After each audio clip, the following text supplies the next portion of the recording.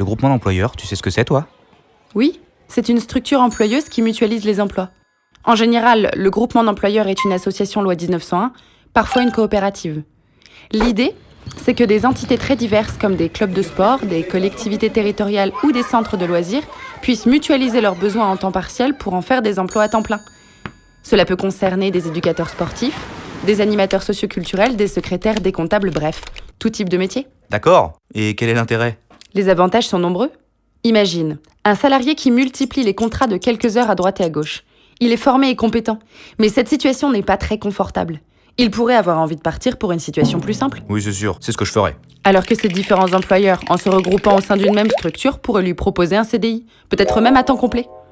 La situation du salarié est simplifiée, il a un contrat de travail et un employeur unique, un accès à la formation facilité, et peut même diversifier ses activités au sein du groupement. Tout le monde est content, le salarié et ses employeurs. Je vois bien l'intérêt pour le salarié. Mais nous, par exemple, dans les clubs de sport, on a souvent besoin des mêmes intervenants au même moment. Alors ça peut pas vraiment marcher, ton truc. Si, regarde. Prends un groupement dans lequel on trouverait un club sportif, une commune, une maison de retraite et un centre social. Tu vois ? Beaucoup moins évident que ces 4 structures aient les mêmes besoins au même moment. Plus les membres d'un groupement sont diversifiés, moins on se retrouve bloqué. Ah ouais, pas mal. C'est dans la diversité et dans l'échange que les solutions se trouvent.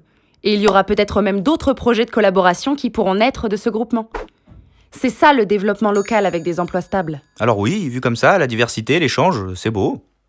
Mais ce groupement d'employeurs, là, c'est encore une nouvelle structure à gérer. C'est lourd, ça va prendre du temps. D'accord, c'est un nouvel élément dans votre fonctionnement, mais vous avez en moins la charge de la gestion de l'emploi dans votre structure. Et d'ailleurs, tu n'es peut-être même pas obligé de créer un nouveau groupement d'employeurs. Il en existe sûrement sur votre territoire. Est-ce que tu t'es renseigné ? Ouais, il faudrait que je regarde. Admettons, mais ça engage forcément des dépenses supplémentaires. Et non, pas forcément. Dans le cas d'un petit groupement d'employeurs, il n'y aura pas de coûts supplémentaires. Pour les groupements d'employeurs plus importants, il y aura en effet des dépenses liées à la gestion des emplois mutualisés. Mais ces dépenses sont partagées entre tous les membres du groupement. Et il faut penser à tout le confort que cela vous apporte.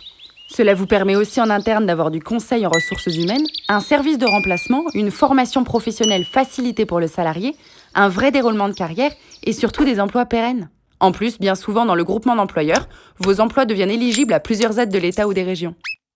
Bon, c'est vrai que ça a l'air intéressant. Mais ça n'a pas l'air facile quand même. Je fais comment moi pour me lancer? Ne t'inquiète pas, ce n'est pas si compliqué.